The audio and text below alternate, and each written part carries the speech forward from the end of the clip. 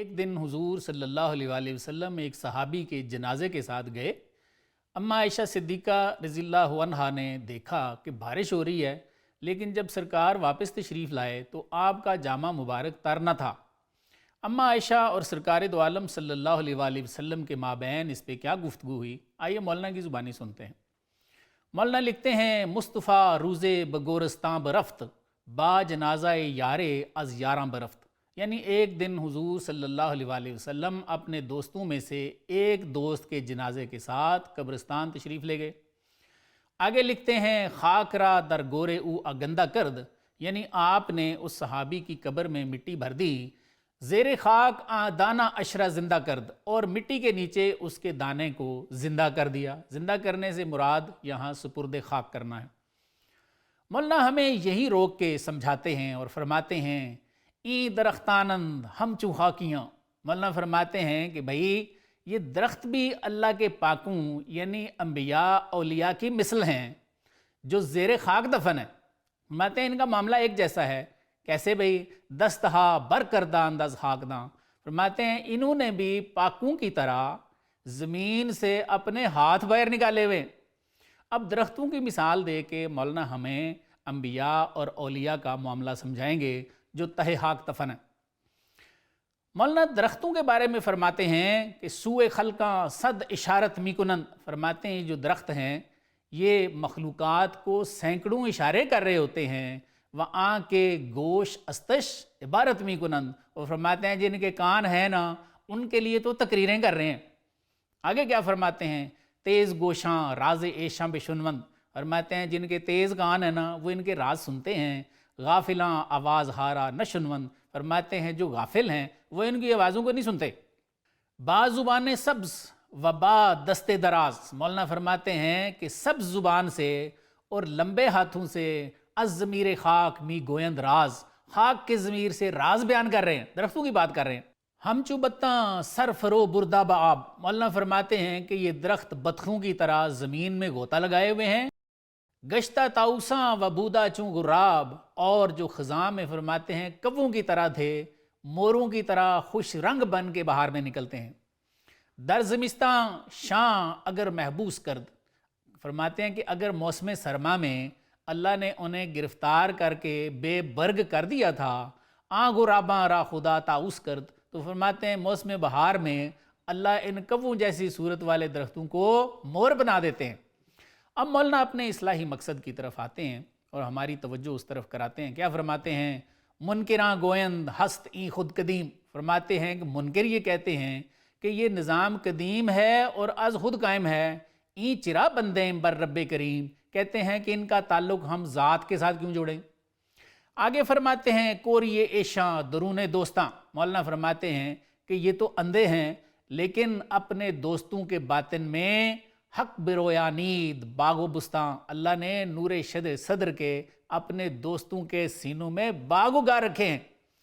مولانا فرماتے ہیں، ہر گلے کے اندر دروں بویا بود، فرماتے ہیں کہ ان کے باطنی باغ کا ہر پھول جو ان کے باطن میں ہے وہ خوشبو دے رہا ہے۔ آنگل از اسرار کل بویا بود، فرماتے ہیں کہ وہ پھول اسرار کل کا پتہ دے رہا ہوتا ہے۔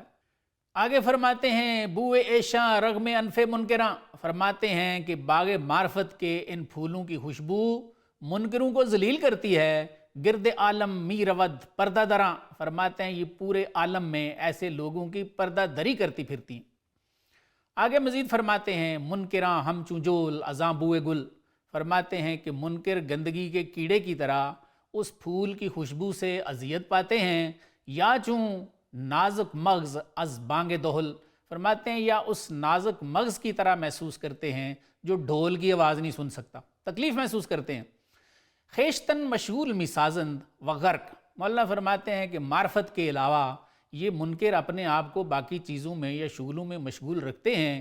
چشمی دوزن از لمان برق، لیکن فرماتے ہیں کہ اللہ کے نور کی بجلی سے اپنی آنکھیں بند کر لیتے ہیں، سی لیتے ہیں۔ آگے لکھتے ہیں، چشمی دوزن و آنجا چشم نئے، فرماتے ہیں کہ میں نے کہا آنکھیں سی لیتے ہیں، دراصل تو ان کی آنکھیں ہے ہی نہیں۔ چشم آں باشد کے بیند مامنے، فرماتے ہیں آنکھ وہ ہوتی ہے جو اپنے نجات دہندہ کو دیکھ لے۔ ان اشعار میں مولانا ہمیں دو بڑے خاص سبق دیتے ہیں۔ ایک جب مولانا فرماتے ہیں کہ منکرین اولیاء کی آنکھیں نہیں ہیں، تو یہ تو وہی سبق ہے جو اللہ نے سورہ اعراف کی آیت 178 میں دیا ہے۔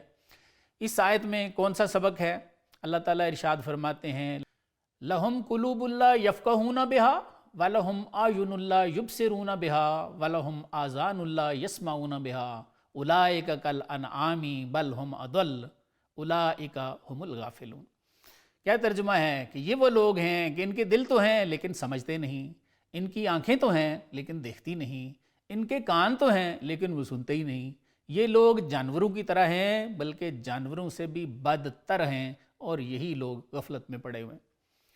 دوسرا سبق مولانا اس وقت دیتے ہیں جب آپ درختوں کو اللہ کے پاکوں سے نسبت دیتے ہیں جو زمین میں دفن ہیں۔ مولانا فرماتے ہیں کہ درختوں کی جڑیں تو زمینوں میں دفن ہیں، لیکن انہوں نے اپنے ہاتھ باہر نکالے ہوئے ہیں اور ہوشیار دل ان کی تقریریں سنتے ہیں۔ فرماتے ہیں یہی حال اللہ کے ان پاکوں کا ہے جو زمین میں دفن ہیں۔ یہ قرآنی مضمون ہے جو سورہ ابراہیم کی آیت 24 میں ہے۔ اللہ تعالیٰ ارشاد فرماتے ہیں الم تر کیف ضرب اللہ مثلا کلمۃ طیبۃ کشجرۃ طیبۃ اصلھا ثابت وفرعھا فی السماء۔ کیا ترجمہ ہے کہ اے محبوب کیا آپ نے دیکھا نہیں ہے کہ اللہ تعالیٰ نے کیسے پاک کلمے کی مثال پاک شجر سے دی ہے جس کی جڑیں زمین میں ہوتی ہیں اور شاخیں آسمانوں میں ہیں۔ اس پر بخاری شریف میں حضرت عبداللہ بن عمر رضی اللہ عنہ کی بڑی مشہور روایت ہے۔ کیا فرماتے ہیں کہ ایک دن ہم سرکار دو عالم صلی اللہ علیہ وآلہ وسلم کی خدمت میں تھے، تو آپ نے فرمایا کہ بتاؤ بھئی وہ کون سا درخت ہے جو مومن کی مثل ہے اور اس کے پتے نہیں گرتے۔ اس میں آپ نے خاص لفظ یاد رکھنا ہے، مومن کی مثل ہے۔ تو یہ کہتے ہیں کہ میں نے حضرت ابو بکر اور حضرت عمر جیسوں کی موجودگی میں یہ بتانا مناسب نہ سمجھا، لیکن مجھے پتا تھا کہ وہ کھجور کا درخت ہے۔ یہ حدیث مولانا کے مضمون کو ثابت کرتی ہے کہ مومن ہی ایسا درخت ہے جس کی جڑیں زمین میں ہیں اور وہ کہاں ہوتا ہے؟ اس کی روح آسمانوں میں سیر کرنے والی ہوتی۔ اس دور کا جدید مسلمان تو کسی زندہ ولی کو بھی نہیں مانتا، اور جو منتقل ہو گئے ہیں ان کو کیا مانیں گے؟ لیکن یہ بات مسلم ہے کہ جب کوئی اللہ کا پاک منتقل ہو جاتا ہے تو اس کے درجات کم نہیں ہوتے، وہ پہلے کی طرح ہی فیض رسان رہتے ہیں۔ حضور صلی اللہ علیہ وآلہ وسلم رحمت للعالمین ہیں، تو کیا بعد از وصال معاذ اللہ آپ رحمت للعالمین نہیں رہے؟ آپ ایسے ہی ہیں۔ اسی طرح باقی پاکوں کا معاملہ بھی بالکل ویسا ہی ہے۔ لیکن جو اس راز کو سمجھتے ہیں وہ حضرت علامہ اقبال کی طرح 750 سال پہلے منتقل ہو جانے والے رومی کی قبر سے بھی فیض پا جاتے ہیں، اور زمانے کو بھی بتا جاتے ہیں۔ کیا بتاتے ہیں؟ پیر رومی خاک را اکسیر کرد۔ کیا فرماتے ہیں کہ رومی میرا پیر ہے اور اس نے میری خاک کو اکسیر بنا دیا ہے۔ از غبارم جلوہ تعمیر کرد، اور اس نے میری مٹی کے اس غبار میں اللہ کے نور کے جلوے تعمیر کر دیے۔